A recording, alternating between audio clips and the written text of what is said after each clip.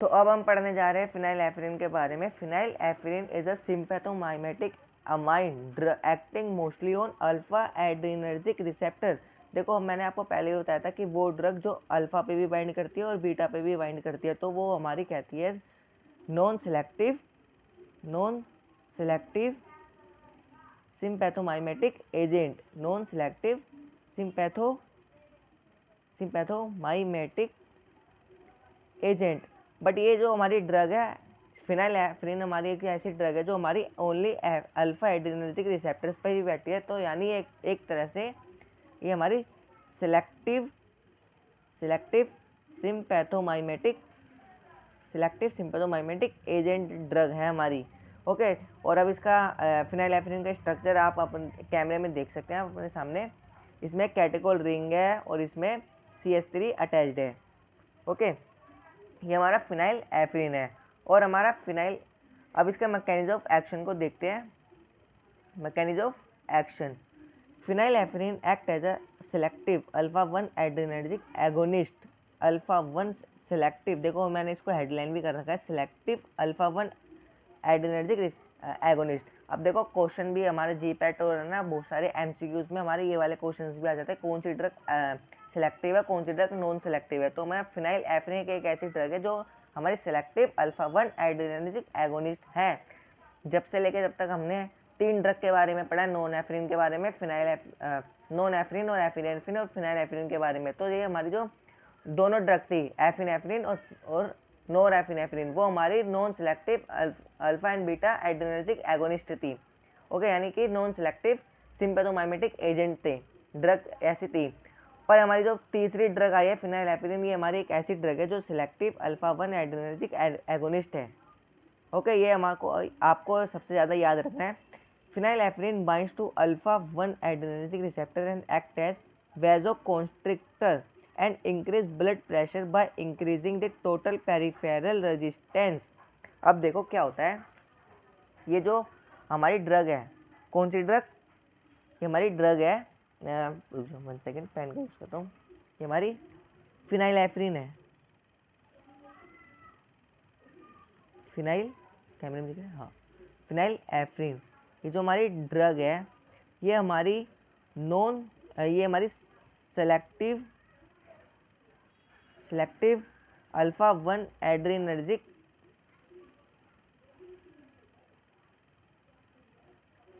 Agent है। ये only bind करती है अल्फा 1, ओनली बाइंड करती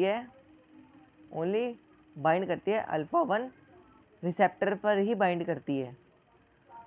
ओके, और ये क्या करती है, अल्फा 1 रिसेप्टर पे बाइंड करती है। तो ये हमारे alpha 1 receptors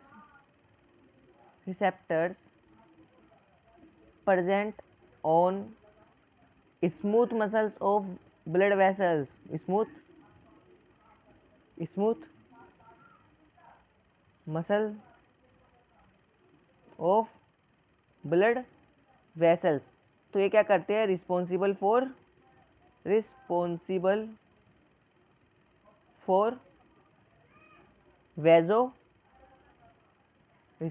for vasoconstriction. Vasoconstriction क्या करती है, ये हमारे ब्लड वेसल्स के डायमीटर को रिड्यूस कर देती है, ब्लड वेसल्स के डायमीटर को रिड्यूस कर देती है, जिससे हमारा ब्लड प्रेशर इंक्रीज हो जाता है। ब्लड वेसल्स के डायमीटर को रिड्यूस कर देते हैं, ब्लड प्रेशर इंक्रीज हो जाता है। यानी ये हाइपोटेंसिव स्टेट में एक्ट करती है। ये कौन सी स्टेट में काम करती है, हाइपोटेंशन, यानी ब्लड प्रेशर जब हमारा लो हो जाता है, यानी बीपी लो में हम इस ड्रग को इंजेक्ट कराते हैं पेशेंट के बॉडी में, जो हमारे ब्लड प्रेशर को इंक्रीज कर देता है।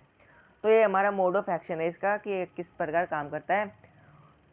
Phenylephrine binds to alpha 1 adrenergic receptor and acts as vasoconstrictor and increase blood pressure by increasing the total peripheral resistance. It provides nasal decongestant action through its vasoconstrictory action on arteriole of nasal mucosa। ये क्या करते हैं, नसल mucosa पे, ये नसल mucosa पे ये जो भी होती है ये नसल म्यूकोसा पे एक्ट करती है और वह जो कॉन्स्ट्रिक्शन होती है उनको, उनकी जो ब्लड वेसल होती है उनको कॉन्स्ट्रिक्ट करा देती है, जिससे हमारे नसल्स के जो हमारी नाक बह रही होती है वो हमारी बहने से रुक जाती है। तो ये क्या करता है, नसल डिकंजेस्टेंट की भी तरह भी काम करती है। जो हमारे ब्लड, जो भी हमारे नाक को बहने में रोक रहे होते हैं उसे हम नसल डिकंजेस्टेंट कहते हैं। अब इसका यूज़, अब हम चलते हैं use of phenylephrine. Use of phenylephrine. Phenylephrine is used for treating nasal congestion, hypotension and shock. जैसे कि अपन ने पहले ब्लड प्रेशर को इंक्रीज़ करेगी, तो एक तरह से हम यहाँ से भी पता लगा सकते हैं ये हाइपोटेंशन में इंक्रीज़ हो रही है। नसल डिकंजेशन यानी नसल कंजेशन में यूज करते हैं इसको। और शोक, अगर किसी को इलेक्ट्रिक शॉक लग जाता है तो उसमें भी एक काम आती है। Okay, used as mydriatic agent due to eye surgery. ये हमारे आई सर्जरी में भी यूज़ होती है। अब हम नेक्स्ट चलते हैं हमारी चौथी ड्रग के बारे में, डोपामाइन। ये जैसे कि मैंने आपको बताया था कैटेकोलामाइन हमारे 3 होते हैं। हमारे 3 कैटेकोलामाइन होते हैं, फर्स्ट नॉरएफ्रिन, सेकंड नॉरएफ्रिन, एफ्रिन एंड डोपामाइन। तो हम ये इसके बारे में पढ़ते हैं, डोपामाइन के बारे में। तो हम नेक्स्ट चलते हैं डोपामाइन।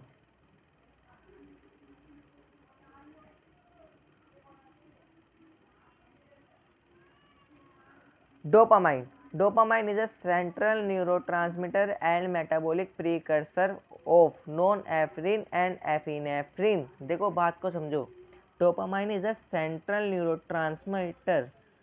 ये हमारा सेंट्रल न्यूरोट्रांसमीटर है। Dopamine is a central neurotransmitter and metabolic precursor of non epinephrine and epinephrine. जैसे कि मैंने आपको बताया था कि सबसे पहले जो हमारा टायरोसिन होता है, जो भी हमारा टायरोसिन मॉलिक्यूल होता है, टायरोसिन से हमारा एल डोपा बनता है, फिर एल डोपामिन से डोपामीन बनता है, फिर डोपामीन से नोर एफिनेफ्रिन बनता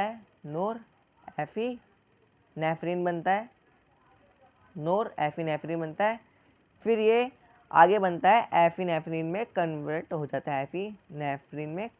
जाता है। तो एक तरह से ये नोर एफिनेफ्रिन, ये डोपामाइन एक तरह से एफिनेफ्रिन और नोर एफिनेफ्रिन के एक प्रीकर्सर मॉलिक्यूल की तरह एक्ट करता है। ये एक्ट करता है प्रीकर्सर मॉलिक्यूल के। तो यही लिखा हुआ है इसमें, dopamine is a metabolic precursor of non epinephrine and epinephrine.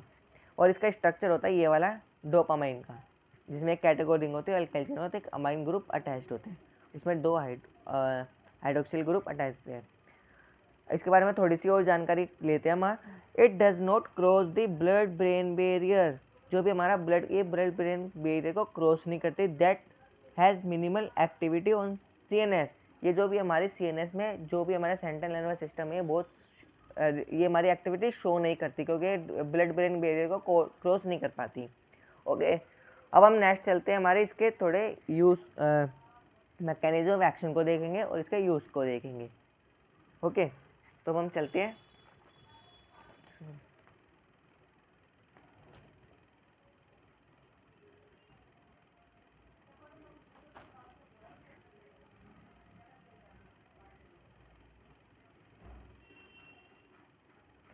Mechanism of action. तो अगर हम इसके मैकेनिज्म ऑफ एक्शन को देखेंगे, ये हमारे dopamine binds to beta adrenoceptor.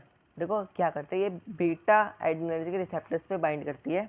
Dopamine binds to beta adrenergic receptor and increase heart rate and cardiac output. ये क्या करती है, हार्ट रेट को इंक्रीज करती है और कार्डियक आउटपुट को इंक्रीज करती है through its positive chronotropic and inotropic effect on myocardium. ठीक है, dopamine binds to beta adreno receptor and increase heart rate and cardiac output through its positive chronotropic and inotropic effect on myocardium.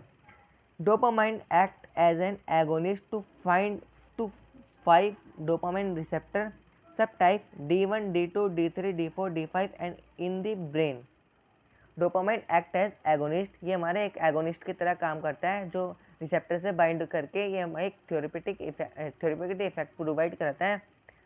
Okay, और ये dopamine receptor, ये 5 तरह के सब type ये dopamine receptor होते हैं।